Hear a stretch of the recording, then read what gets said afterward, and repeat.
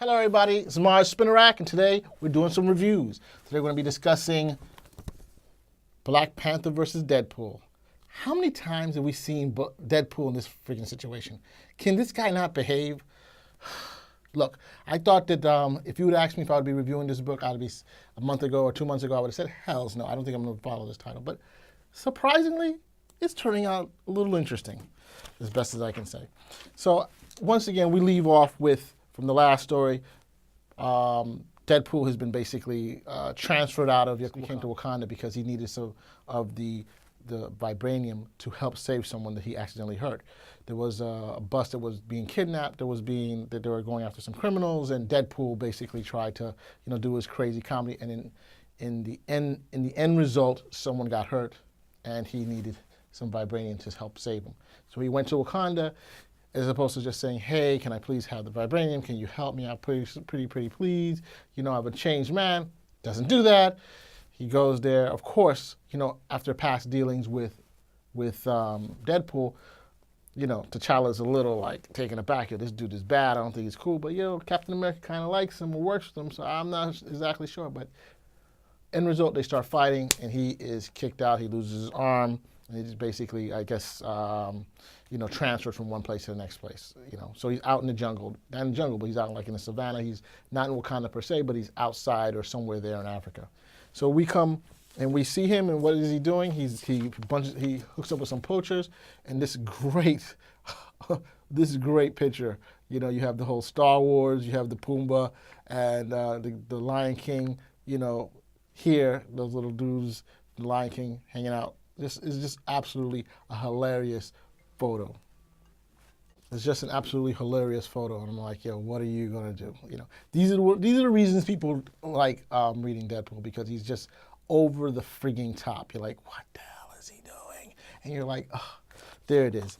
But for me, he drives me nuts sometimes, so I'm not always crazy about it. The art is always a big thing for me. The story is pretty cool. Of course, it's basically a misunderstanding. I always say, when you're dealing with Deadpool, it's like a Laurel and Hardy movie, a Jerry Lewis and Dean Martin movie.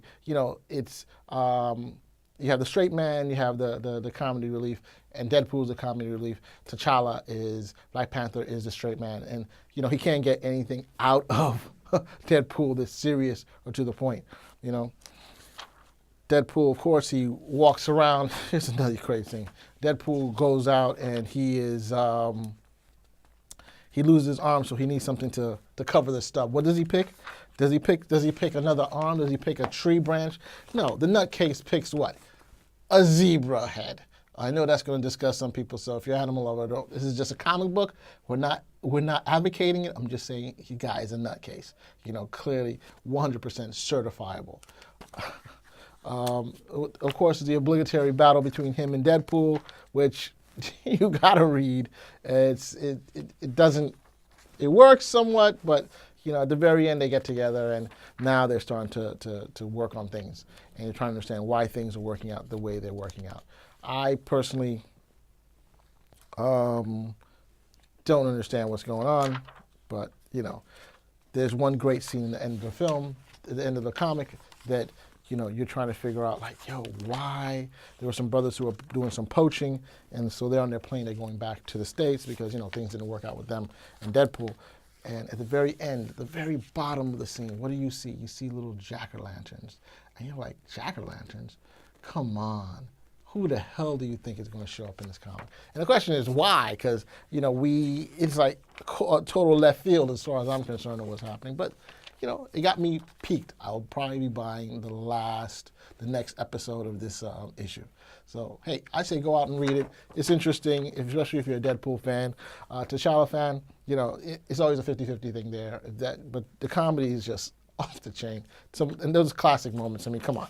Can you really not, can you beat this? This is just a freaking fantastic look. So go get it, enjoy yourself, and that's all I can say. Spinnerack out.